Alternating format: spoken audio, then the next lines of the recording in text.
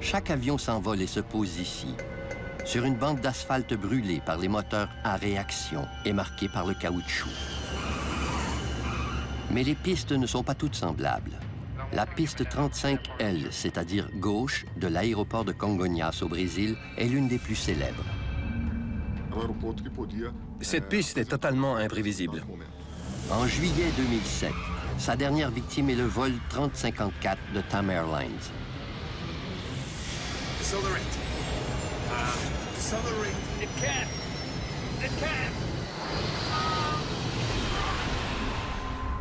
La piste fauche 199 vies. Sa surface sera scrutée à la loupe, de même que son passé. Les enquêteurs doivent découvrir pourquoi la piste 35L est si dangereuse, avant que d'autres victimes ne périssent.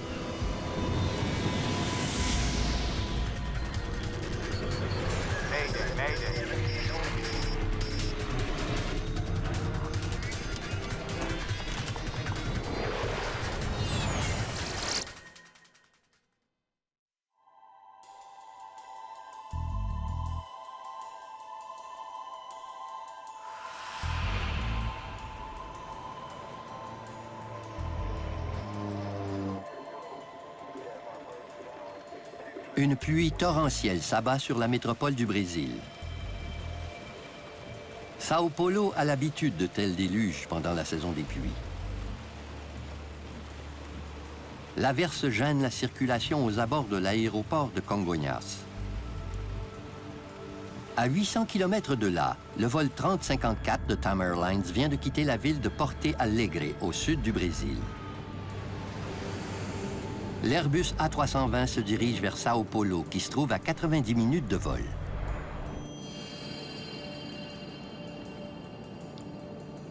Pour les 181 passagers à bord, ce vol intérieur n'a rien de particulier.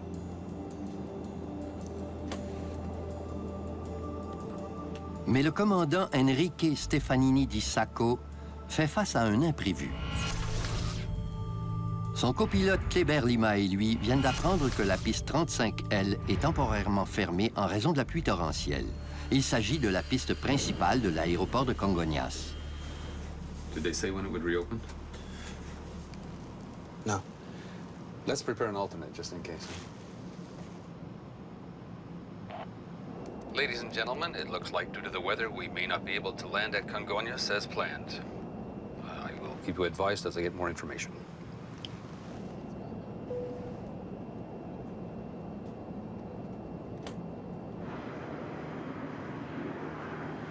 L'aéroport de Congonhas est l'un des plus achalandés du monde. Des avions y décollent et y atterrissent toutes les 90 secondes, en transportant un flot ininterrompu de voyageurs et de marchandises dans la capitale économique du pays. Mais la réputation de Congonhas le précède également auprès des pilotes.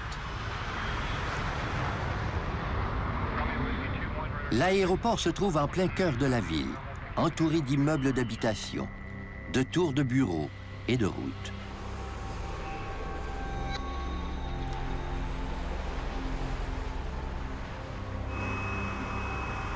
La piste 35L mesure moins de 2000 mètres, ce qui est court pour les gros porteurs. Pire encore, elle est perchée sur une colline avec des talus escarpés de chaque côté. L'aéroport présente des risques en raison de sa construction et de sa localisation. La moindre erreur de pilotage peut être fatale.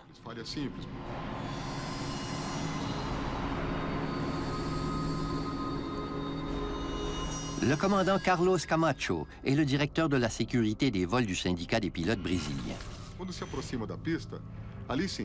À l'approche de la piste, les pilotes ressentent une poussée d'adrénaline. On a l'impression d'atterrir sur un porte-avions.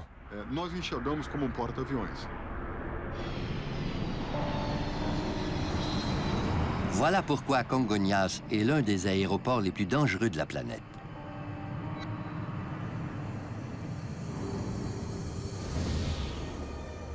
La veille de la tragédie, un avion de transport régional de Pantanal Airlines a raté son atterrissage.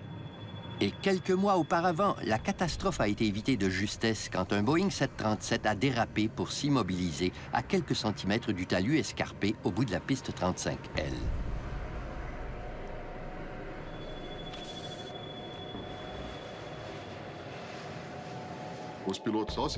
Quand les pilotes amorcent leur approche à l'aéroport de Congonhas, ils sont plus inquiets que dans n'importe quel autre aéroport national.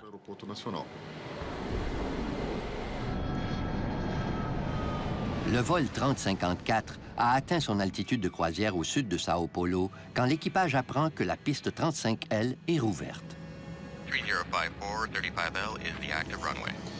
L'aérodrome de dégagement n'est plus nécessaire. Ladies and gentlemen, this is your captain speaking. I have some good news for you. The runway at Congonhas has reopened. We'll arrive as scheduled shortly before 7 p.m. Les pilotes ne partagent pas le soulagement des passagers. Stefanini sait qu'il a un défi supplémentaire à relever. Remember, we only have one reverse, sir. Yes. Only the left. Le commandant doit atterrir sur l'une des pistes les plus dangereuses du monde avec une puissance de freinage réduite.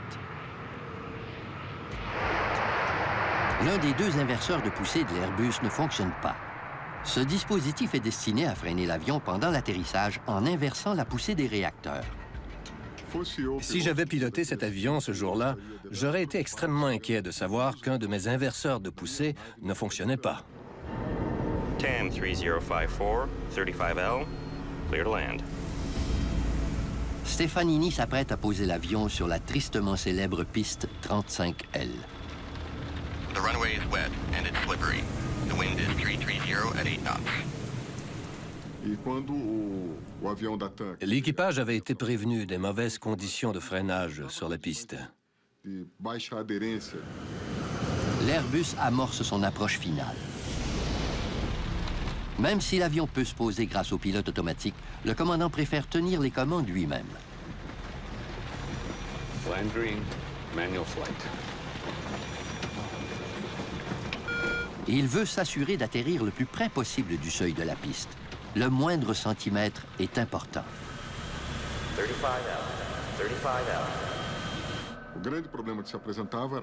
Les pilotes étaient inquiets parce qu'ils devaient s'assurer qu'après avoir touché le sol, ils réussiraient à stopper l'avion avant l'extrémité de la piste. Les passagers, eux, ignorent tout de la menace qui plane.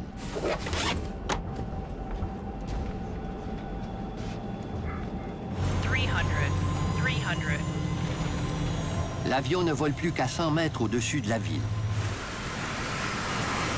L'Airbus met le cap sur le centre de la piste. Middle. The one-way conditions. 200, 200. 100,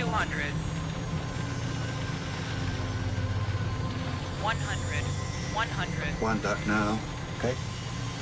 Les roues de l'avion toucheront la piste de l'aéroport dans quelques secondes. 20. Retard.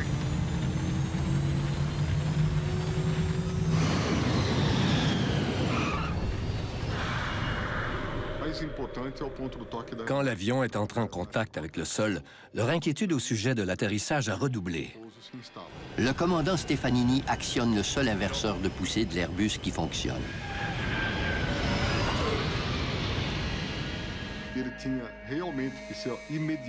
Il fallait que le pilote enclenche le seul inverseur de poussée dont il disposait le plus rapidement possible pour amorcer le freinage. Mais l'avion ne ralentit pas sa course.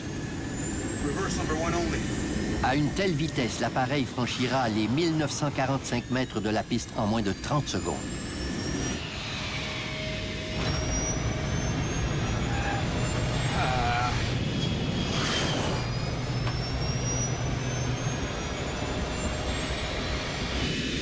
Decelerate.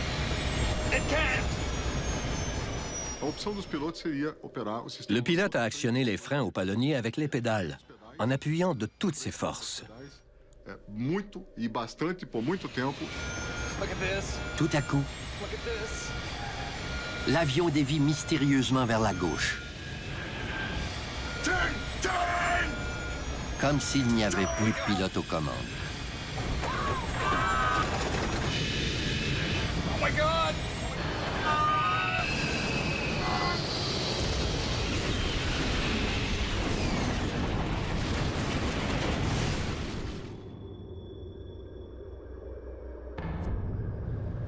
Le vol 3054 s'écrase contre un immeuble de la compagnie aérienne TAM et une station-service voisine.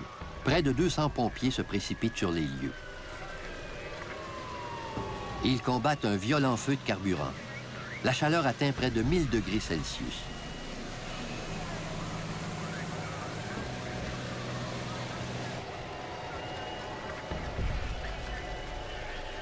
Le docteur Douglas Ferrari est horrifié par cette scène de dévastation. L'explosion a dispersé les flammes dans tout le secteur. La station-service a pris feu en tuant les gens qui faisaient le plein d'essence. La structure entière a été réduite en cendres. Elle était méconnaissable. Il espère soigner des survivants, mais il craint qu'il n'y en ait pas. 3 ou 4 voitures étaient en feu, et dans l'une d'elles, j'ai vu une mère et son enfant.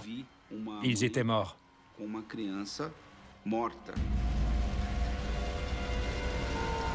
L'avion est la proie des flammes. Il y a très peu d'espoir pour ses occupants. Une nouvelle menace surgit.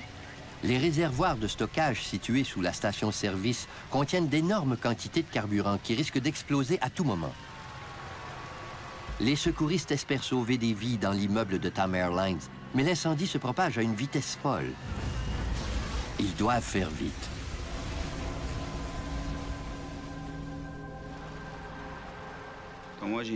On a essayé de porter secours aux gens coincés à l'intérieur de l'immeuble.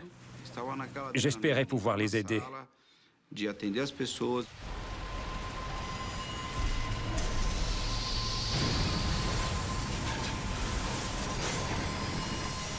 Le docteur Ferrari fait une macabre découverte dans les bureaux de la TAM Airlines.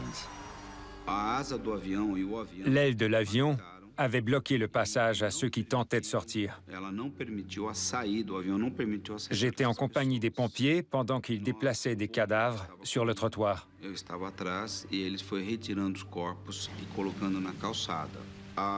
C'était horrible.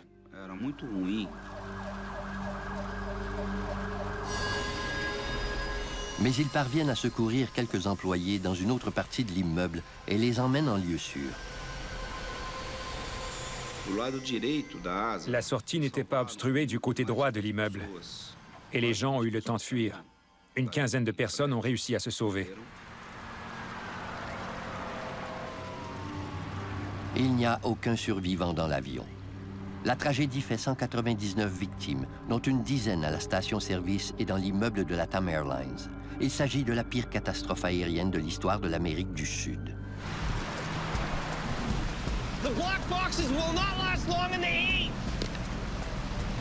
Le lieutenant-colonel Fernando Camargo est enquêteur d'accident au sein du CENIPA, le bureau de la sécurité aérienne du pays. Dans le domaine de l'aviation moderne, les boîtes noires représentent le noyau de toute enquête. En arrivant sur les lieux, on a constaté l'intensité des flammes et on s'est inquiété pour l'intégrité des données. Il est conscient que la chaleur intense risque d'endommager les enregistreurs de données de vol et de conversation. De précieux indices sur la cause de l'écrasement sont peut-être déjà détruits. Fernando Camargo et son équipe savent que la veille, un avion a dérapé sur la piste 35L. Il fallait mener une enquête approfondie sur cette piste. Si c'est bel et bien la piste rendue glissante par la pluie qui a causé cet accident, une autre tragédie risque de frapper bientôt. La pression monte pour découvrir au plus tôt ce qui est arrivé au vol 3054. Je savais qu'il y avait une vidéo provenant du système de surveillance. Le système de surveillance a capté les images de l'avion en détresse filant à toute allure sur la piste. On espérait que cette vidéo réponde à plusieurs questions. Mais l'écrasement sortait du champ des caméras. Can we look at this from a different angle? Malgré l'absence d'image de l'écrasement lui-même, la vidéo pourrait révéler d'importants indices. Do you have tape of other A320s landing? Okay, go ahead and play it now. On a comparé la durée de l'atterrissage des deux appareils.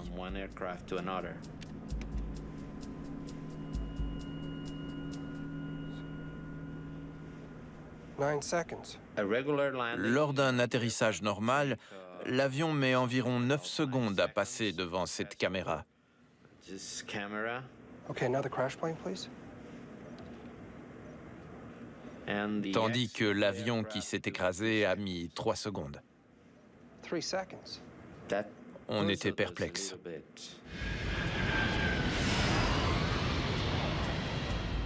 Why was the crash plane going 3 times faster than the regular A320 landing?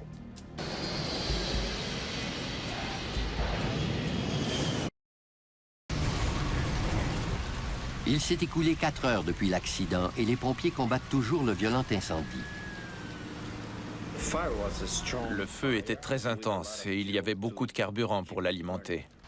Camargo veut à tout prix que l'on accède à la queue de l'avion où se trouvent les boîtes noires. Ils ont concentré leurs efforts à l'arrière de l'appareil. Les pompiers parviennent enfin à repousser suffisamment les flammes pour récupérer les enregistreurs. Mais il est peut-être trop tard.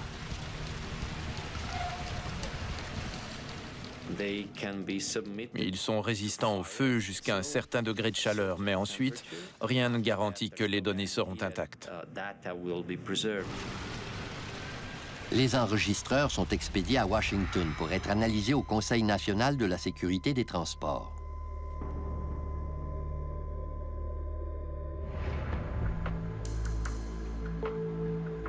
Les enquêteurs peuvent maintenant se concentrer sur la dangereuse piste 35L. Ils examinent la surface à la recherche de preuves pouvant expliquer la terrible embardée du vol 3054.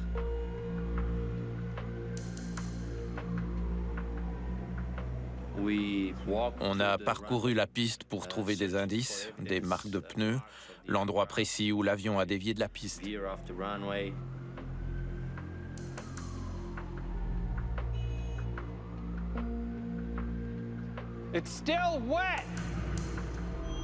L'eau de pluie s'accumule en formant des flaques, ce qui ne devrait plus se produire sur une piste de nos jours.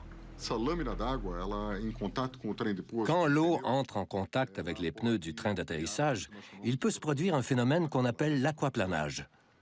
C'est dangereux parce que le pilote perd la maîtrise de son appareil.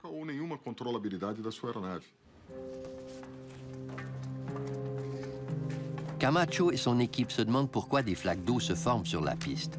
Ils épluchent les dossiers de l'organisme gouvernemental responsable de l'aéroport de Congonhas. Ils apprennent que le revêtement de la piste 35L a été complètement refait 1 mois à peine avant l'accident.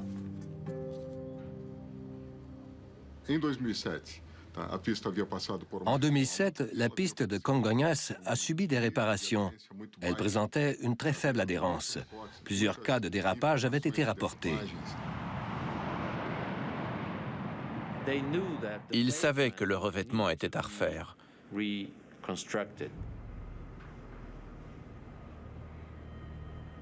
Parce que l'eau s'accumulait sur la surface. Le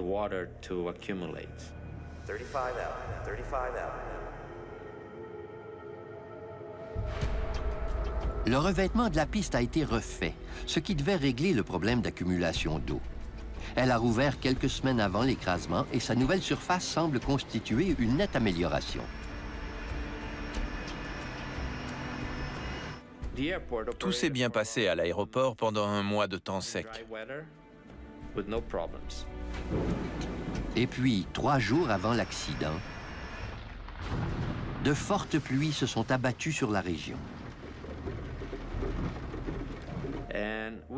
Avec le retour de la pluie, de vieux problèmes qu'on croyait résolus ont réapparu.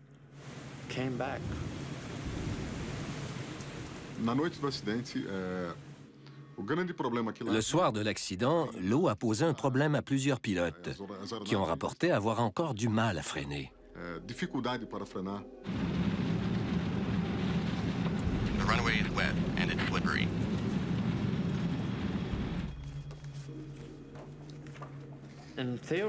En principe, la piste ne présentait plus de crues propices à la formation de flaques d'eau.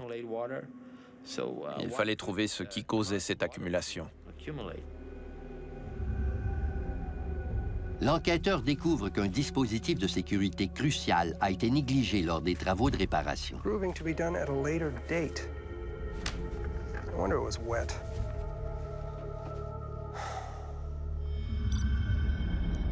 Ces rainures particulières permettent d'évacuer l'eau de pluie, évitant ainsi que des flaques ne se forment.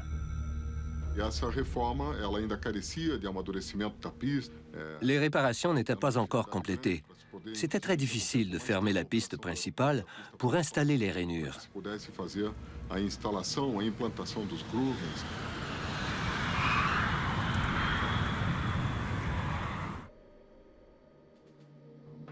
Les preuves s'accumulent. La surface inadéquate de la piste 35L aurait joué un rôle déterminant dans la pire catastrophe aérienne de l'histoire du Brésil. Le colonel Camargo craint que les fameuses pluies brésiliennes ne causent d'autres désastres sur la piste. Peu après l'accident, on a recommandé l'interruption des opérations des aéronefs réguliers en cas de pluie. Les autorités de l'aéroport suivent la recommandation. La piste 35L est fermée jusqu'à ce qu'on ait davantage de réponses. Mais la piste principale de l'un des aéroports les plus achalandés de la planète ne peut pas rester fermée bien longtemps. Les enquêteurs doivent découvrir la cause de l'accident le plus rapidement possible. Ils s'intéressent maintenant aux inverseurs de poussée de l'A320.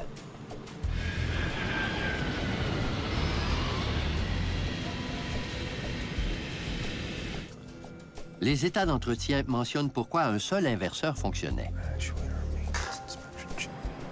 4 jours avant l'écrasement, les mécaniciens ont désactivé l'inverseur de poussée droit pour un entretien périodique.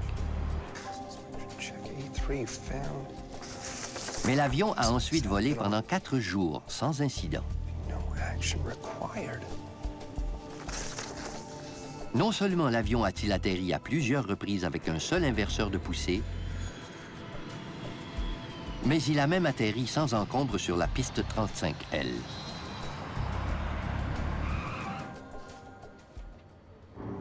This plane landed on the same runway. On the same runway that day with the same problems. It had only one thrust reverser. Just one thrust reverser. No issues whatsoever. Pourquoi cet atterrissage a-t-il tourné à la tragédie?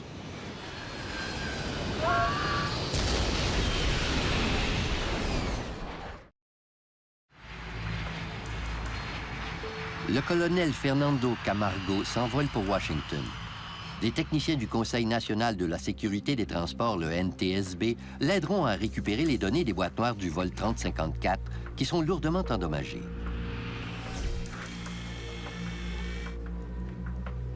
D'abord, ils cherchent une puce thermosensible qui pourrait les renseigner sur l'étendue des dégâts causés par la chaleur.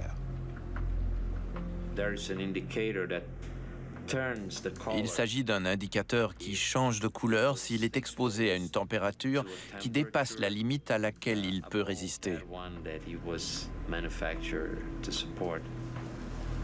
Même si les boîtes noires sont conçues pour résister à un brasier pouvant atteindre 1000 degrés Celsius, l'apparence des puces est de mauvais augure. Ces circuits ont été soumis à une chaleur qui dépassait leur seuil de résistance. Ils testent la carte de circuit imprimée pour vérifier si certaines des mémoires ont résisté. Sans ces données, l'enquête sur l'accident du vol 3054 sera sérieusement compromise. Le colonel Camargo ne trouvera peut-être jamais d'explication à la mort de 199 personnes aux abords de l'aéroport le plus fréquenté du Brésil. Mais l'analyse des circuits leur redonne espoir. Okay, we got something. Heureusement, on a fini par récupérer 100% des données. Here we go. Ces informations dressent le portrait des performances de l'avion The speed is fine. dans les secondes critiques précédant l'écrasement. It came down fine. brakes were engaged. The brakes were engaged. Les données confirment que les freins au palonnier fonctionnaient correctement et que l'A320 n'a pas glissé ou dérapé. Here. Camargo découvre alors qu'étrangement, les deux réacteurs faisaient un travail opposé. Engine 1. Le réacteur gauche était en mode inversion de poussée pour ralentir l'avion. Mais le réacteur droit, celui dont l'inverseur de poussée était désactivé, Powering up. faisait le contraire. Takeoff. It's supposed to be idling. Au lieu de réduire sa puissance, le réacteur accélère pour atteindre la vitesse de montée. Decelerate. It can't. Decelerate. Avec un réacteur qui fonctionnait à pleine puissance, les pilotes ne sont pas arrivés à immobiliser l'appareil à temps. Cet avion freinait, mais il aurait eu besoin d'au moins 1 kilomètre de plus pour s'arrêter. La poussée asymétrique des réacteurs a fait dévier l'avion vers la gauche. Le moteur droit augmentait vraiment de puissance. C'était impossible pour les pilotes d'empêcher l'avion de dévier vers la gauche.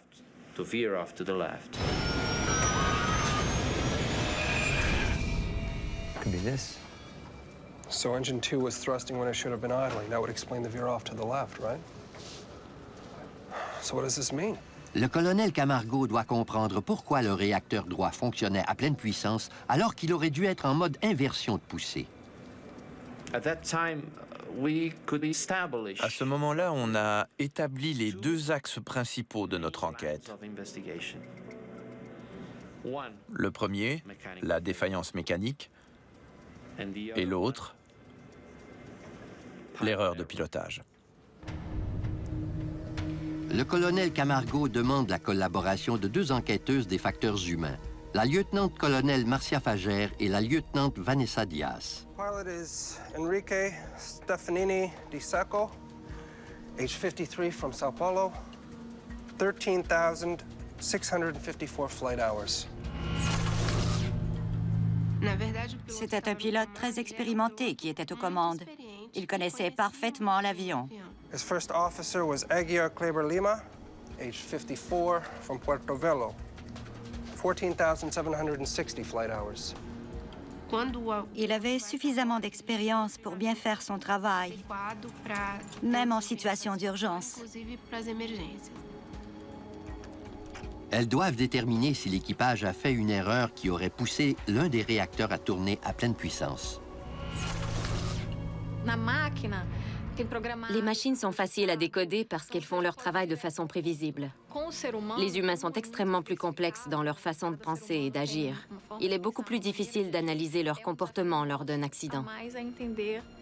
You know, but I can't believe that this pilot would make that kind of mistake. Okay. L'équipe des facteurs humains doit maintenant étudier le profil psychologique des pilotes pour comprendre comment ils auraient pu commettre une erreur fatale. On a tenté de reconstituer l'histoire personnelle de chacun des pilotes, de même que leur expérience professionnelle. Ladies and gentlemen, this is your captain speaking. I have some good news for you.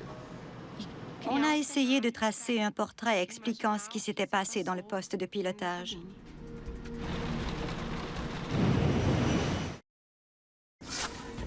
Le colonel Camargo estime encore qu'une défaillance mécanique est la cause la plus probable de l'écrasement du vol 3054. Il se penche maintenant sur la mécanique complexe qui relie les manettes de poussée au réacteur. Il se demande si une défaillance de ce système n'aurait pas provoqué la mystérieuse saute de puissance.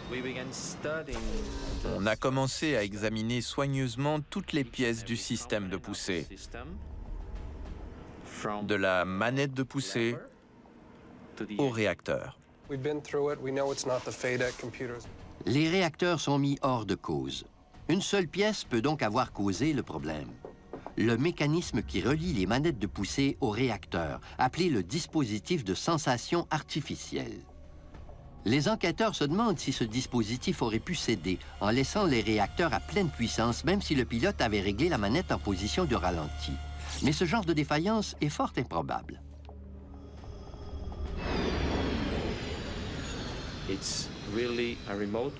C'était une vague possibilité. Sur 400 milliards d'heures de vol, ça n'est arrivé qu'une seule fois.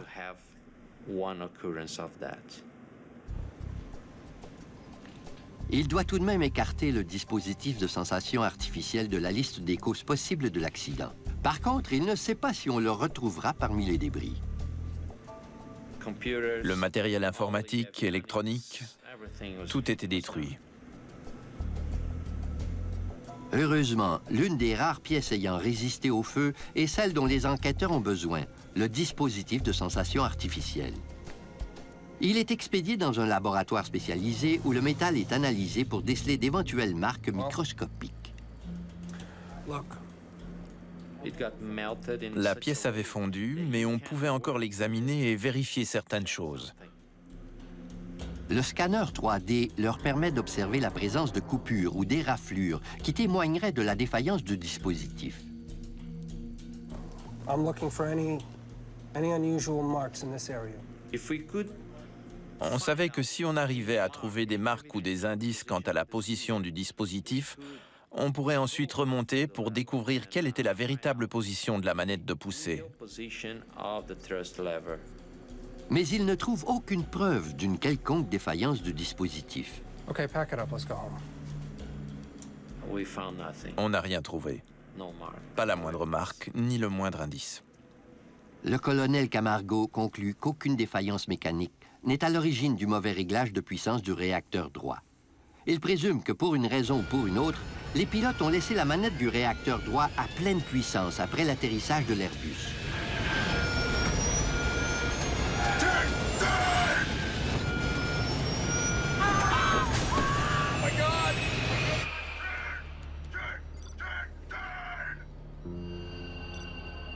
À Sao Paulo, les enquêteuses des facteurs humains analysent le contenu de l'enregistreur de conversation de poste de pilotage. Elles ont besoin de connaître l'état d'esprit des pilotes pendant leur approche vers Sao Paulo le soir de l'écrasement. Le CVR nous permet d'entendre les interactions entre les membres de l'équipage. Elles apprennent que le commandant Stefanini s'inquiétait au sujet de l'état de la piste. Ask him about the rain. The runway conditions. Is the runway slippery? Tam, on final approach. 2 miles away. Could you confirm conditions? It's wet and it's slippery, 3054. Wet and slippery. Le commandant était déjà tendu avant d'apprendre que les conditions de la piste étaient mauvaises. Elle était mouillée et glissante. La nervosité peut perturber la perception et la concentration d'un pilote. 35L.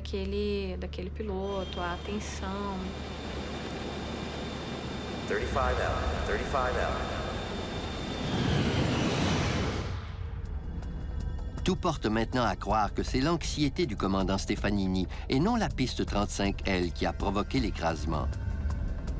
Fernando Camargo se concentre sur les gestes posés par les deux pilotes. I think it's ready, sir. Thank you. Il veut savoir comment ont été réglées les manettes de poussée avant l'accident.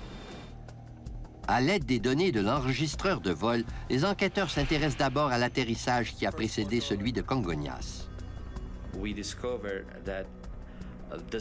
On a découvert que là aussi, c'était le commandant lui-même qui avait piloté lors de l'atterrissage précédent, celui avant l'accident.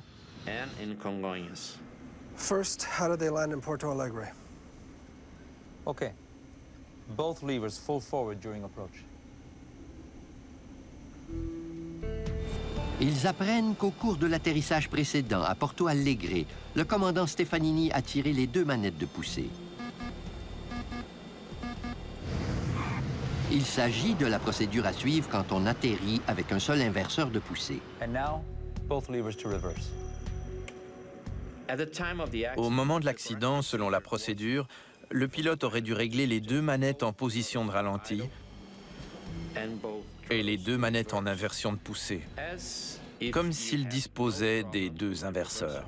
Ils sont capables d'établir que le commandant Stefanini a respecté la procédure à suivre en cas d'atterrissage avec un seul inverseur de poussée lorsqu'il s'est posé à Porto Alegre le jour de l'écrasement. No reverser number 2. Outer brakes on. And speed is dropping.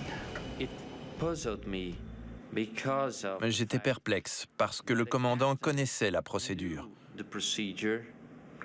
He performed the Il l'avait suivi quelques heures auparavant lors de son atterrissage précédent. before and the previous landing. Qu'a-t-il fait différemment 2 heures et demie plus tard à Sao Paulo? Okay. Okay, now Congonhas. Left lever to idle. Les données montrent que le positionnement des manettes de poussée par le commandant Stefanini n'était pas le même lors de son atterrissage à Sao Paulo. 20. Au lieu de tirer les deux manettes, il s'est contenté de mettre le réacteur gauche en régime de ralenti en laissant le réacteur droit à pleine puissance. Une fois que l'avion a touché le sol, il a activé seulement l'inverseur de poussée gauche en laissant encore une fois le réacteur droit à pleine puissance.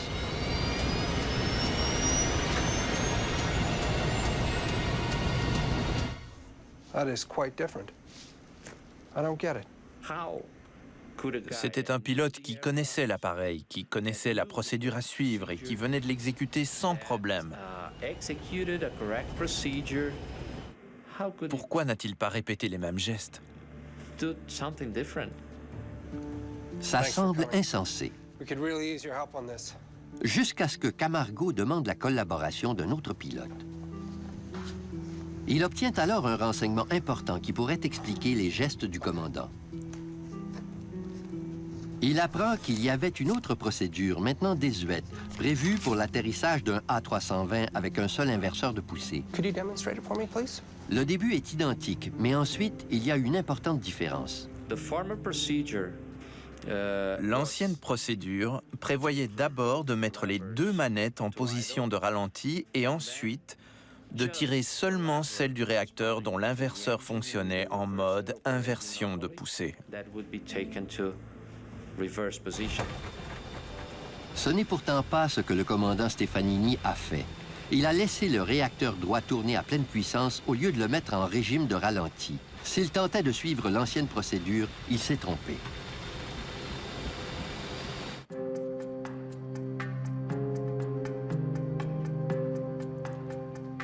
Les enquêteurs découvrent que le commandant Stefanini ne serait pas le seul pilote à avoir commis cette erreur. Plusieurs accidents sont survenus aux 4 coins du monde avec la même cause. Les pilotes n'avaient pas suivi correctement la procédure pour l'atterrissage avec un seul inverseur de poussée en laissant un réacteur tourner à pleine puissance. That old procedure L'ancienne procédure exposait les pilotes à faire cette erreur. to error. Airbus a finalement modifié sa procédure pour réduire les risques de commettre cette erreur précise. Le constructeur a changé la procédure. Désormais, les manettes de poussée doivent toutes les deux être mises en position de ralenti. Et dès que l'avion touche le sol, il faut tirer les deux manettes en mode inversion de poussée. Le commandant Stefanini connaissait bien l'ancienne et la nouvelle procédure pour atterrir avec un inverseur de poussée désactivé. Tout porte à croire que lors du vol 3054, il a tenté de revenir à l'ancienne méthode. Les enquêteurs se demandent pourquoi.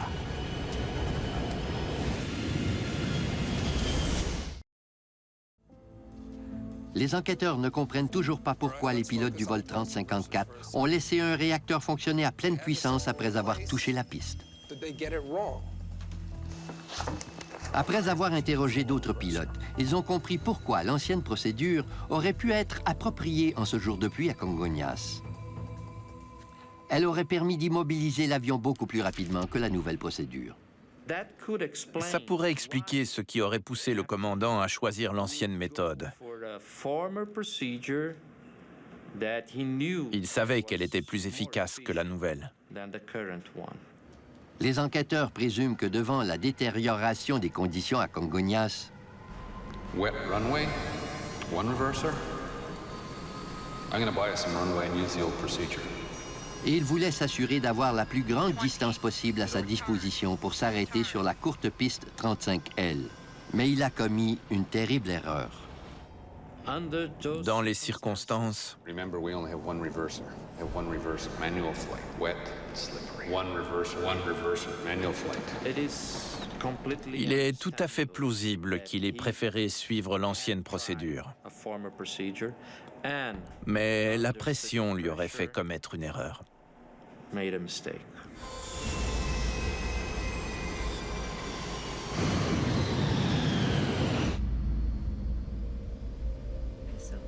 La lieutenante Vanessa Diaz reconstitue les derniers moments du vol à bord d'un simulateur. Okay, engine 1 to idle, engine 2 stays at climb.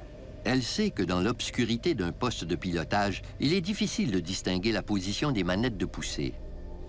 20. Retard. Engine 1 to reverse, don't touch number 2. Brakes.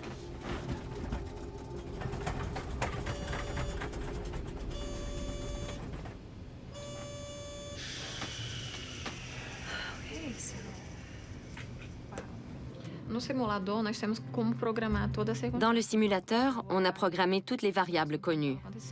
La chronologie des événements, la couverture nuageuse, la pluie, la surface mouillée, la surface glissante, la position des manettes de poussée. On a aussi fait une sortie de piste et provoqué un accident à bord du simulateur. La lieutenante Diaz croit maintenant comprendre pourquoi le vol 3054 de TAM Airlines a tourné à la tragédie. Le commandant Stefanini a fait tout ce qu'il pouvait pour s'assurer que l'A320 se poserait sur la piste 35L avec la plus grande distance possible devant lui. Land green, manual flight. Mais la perspective d'atterrir sur la dangereuse piste l'a troublé au point de ne pas suivre correctement une procédure pourtant bien simple. Il est possible que la nervosité bloque une réaction motrice. Elle peut affecter la capacité du pilote à réagir.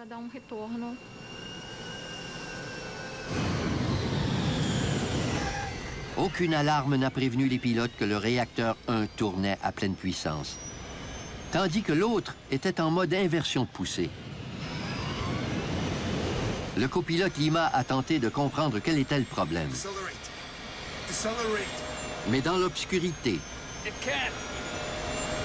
paniqué par un atterrissage qui tournait mal, il n'a pas remarqué le mauvais positionnement des manettes de poussée.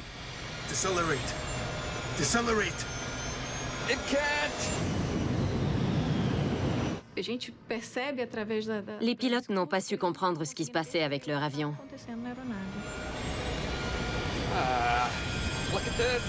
Une piste reconnue pour son danger a perturbé l'équipage au point de commettre une erreur qui a coûté la vie à 199 personnes. Oh my God! Oh my God! Go!